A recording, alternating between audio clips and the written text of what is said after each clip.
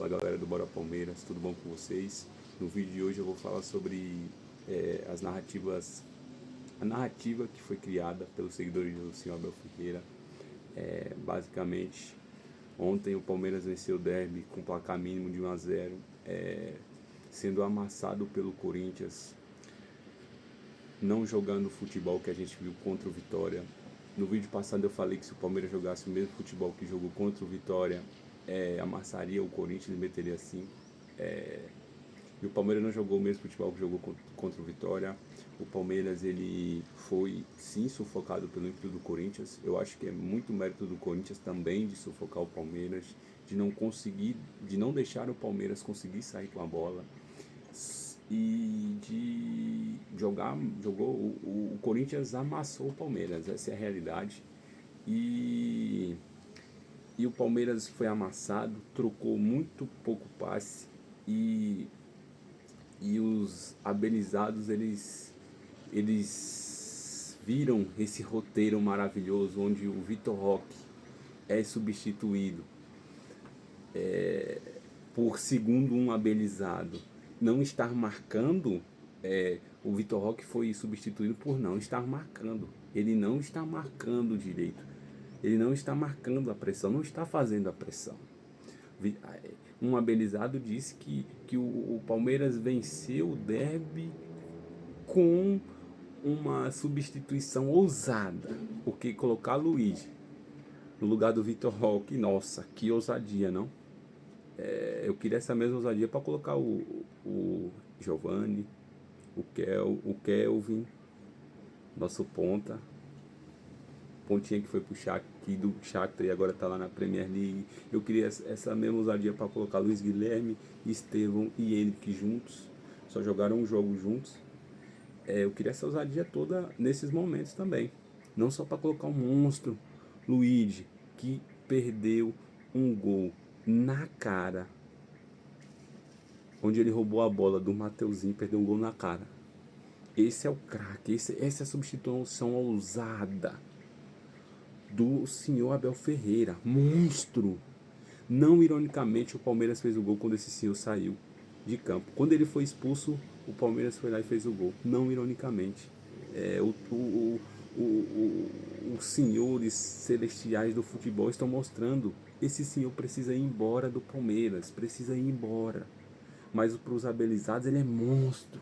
Nossa, como ele é monstro. Ele colocou o Luigi. E o Luigi, ele deu um carrinho, rapaziada, que se não é aquele carrinho, o Palmeiras não faria o gol, mano. Porque ele deu um carrinho, roubou a bola, o Piquerez tocou pro Maurício, o Maurício chutou, o Hugo Souza rebateu a bola e sobrou pro Flaco Lopes, que vem jogando muita bola. O senhor Flaco Lopes representou a torcida, beijou o escudo, chutou o escanteio dos Gambás. Andreas Pereira, monstro, mostrando a especialidade dele, que é a escorregada. Fez o senhor Memphis perder o pênalti. Marlon Freitas, líder, não tremeu para os Gambá, muito positivo.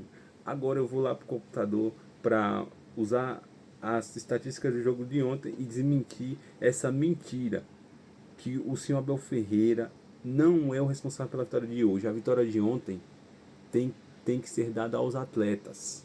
Vamos lá pro computador que eu vou desmentir essa falácia de que a substituição ousada do senhor Abel Ferreira ajudou o Palmeiras a ganhar o derby ontem. Então, vamos pro computador.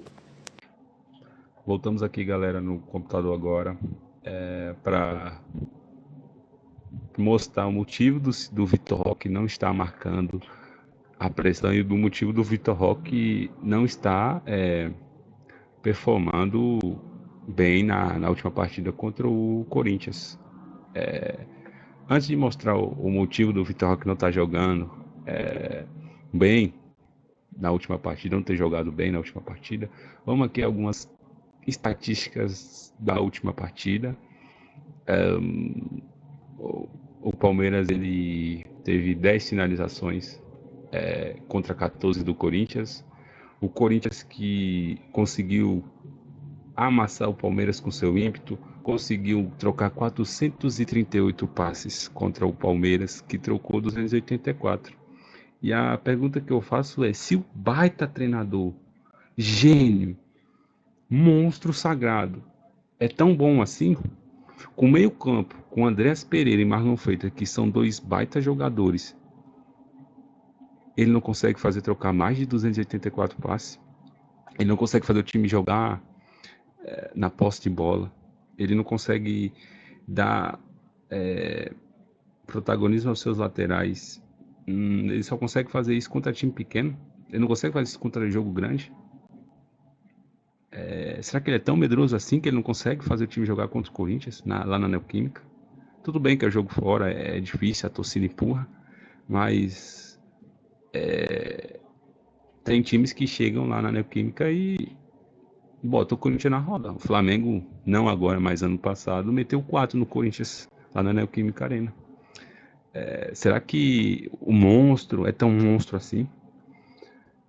Porque você tem um time do Corinthians que, com todo respeito, o Palmeiras ano passado investiu 200 milhões, esse ano já investiu mais 30 milhões de euros, foram 25 milhões no Arias e 5 milhões no Marlon Freitas.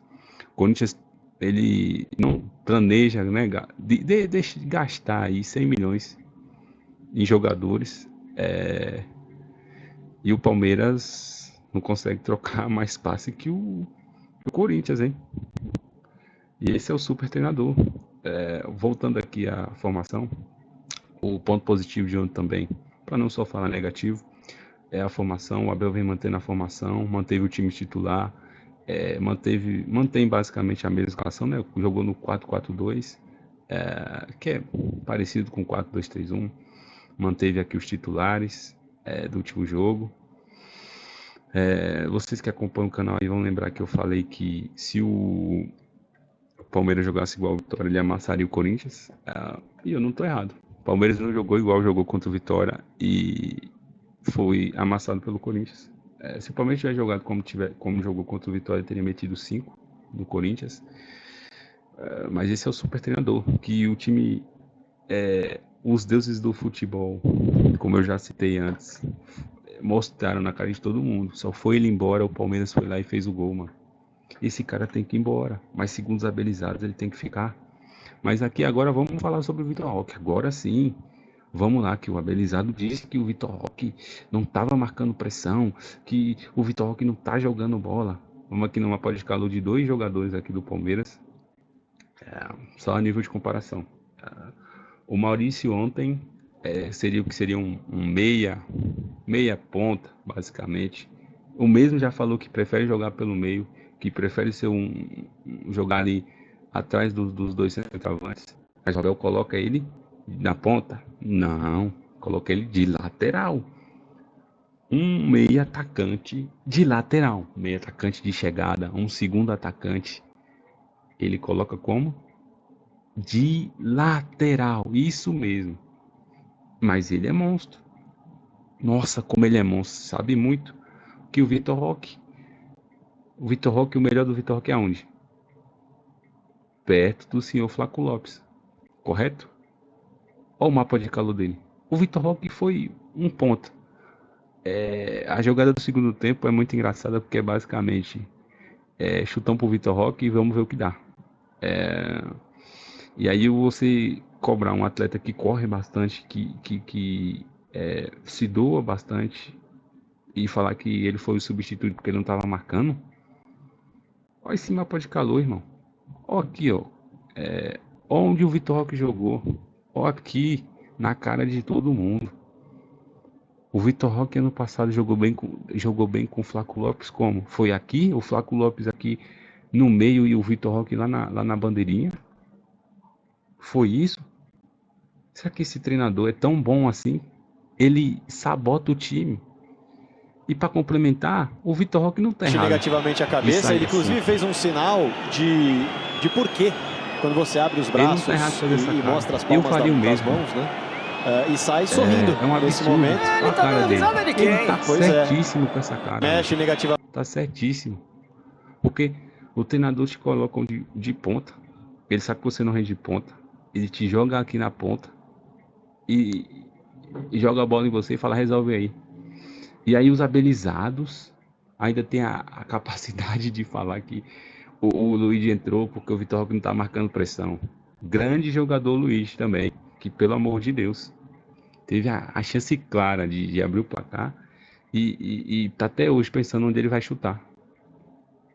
É um absurdo. Esse treinador tem que ir embora.